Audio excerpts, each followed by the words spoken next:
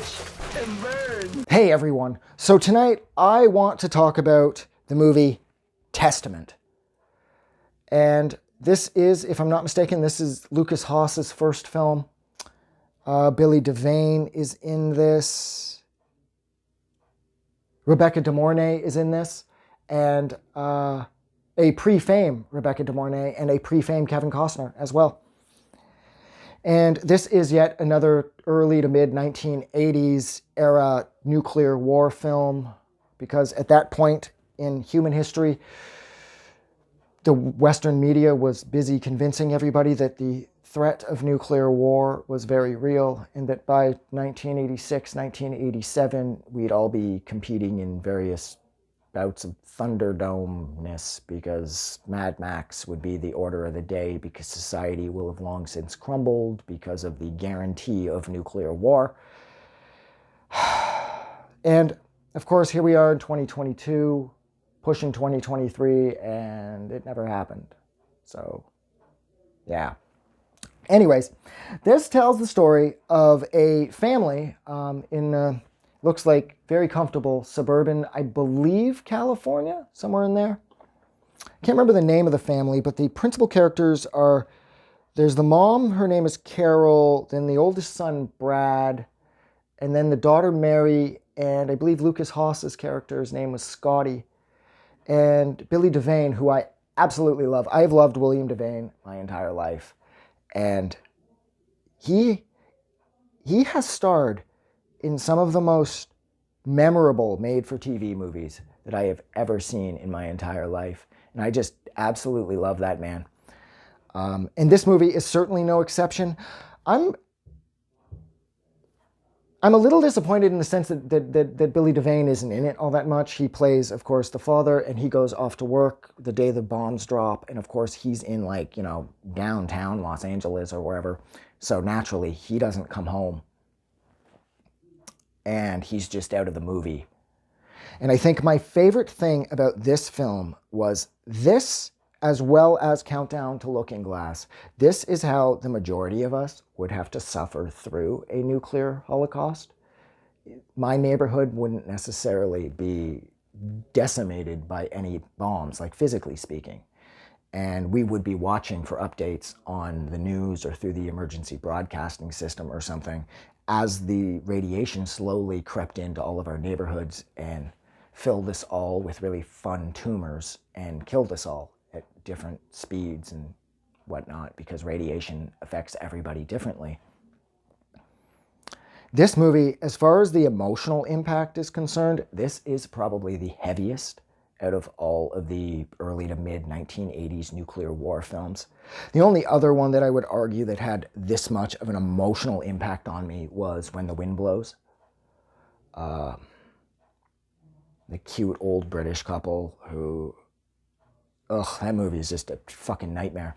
But like I said, that is the only other movie that I can think of that manages to harness the emotional power and the sort of the weight that this movie seems to drop on all of us. And the thing that makes this movie so heavy, oh yeah, that's right, Mako's in this too, is that you don't see anybody die in any particularly horrific ways. It's just the young go first. So Lukas Haas's character is the first to die out of the family that this movie is centered around. And it's because he's so young, and the radiation is just sort of wiping him out because of his size. And they end up taking the neighbor kid in as well, and he perishes, and then Mary dies.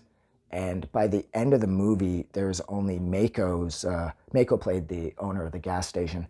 There's only his disabled son and Brad and Carol left when they attempt to commit suicide at the end of the film. But Carol realizes that she's unable to do this.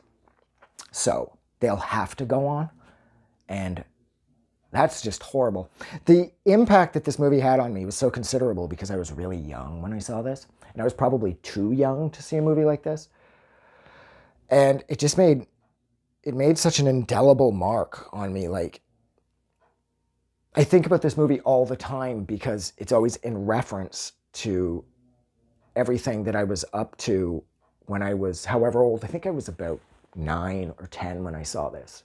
And I can remember where I was vaguely at that point and how somehow I always reference this film. Like, it's like, oh yeah, I got that bike my parents bought me. And I'm like, oh yeah, that's right. That's right. That afternoon I watched Testament again, and and so Testament is locked into when I got my CCM Scamp, which was the name of the bike that I got back then, and how Testament always seems to be locked into every holiday, because I remember I taped this movie off TV, and for some reason I would end up watching it a lot around Easter or Christmas.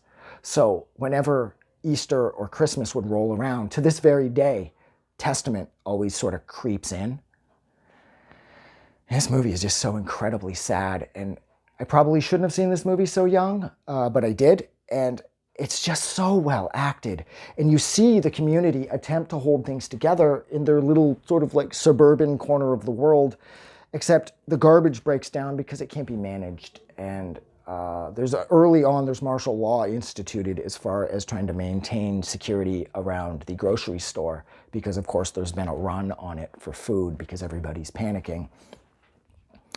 And it's just one by one, like, it gets a little worse each day. And characters, you don't see them die in any particularly big ways. It's just they're not there, and then it shows video of them when the world was still around, back in the world when it was still a thing, and it shows them having fun, and that signifies that that character has passed on. And this movie really hits hard. This movie it's a lot of fun too, because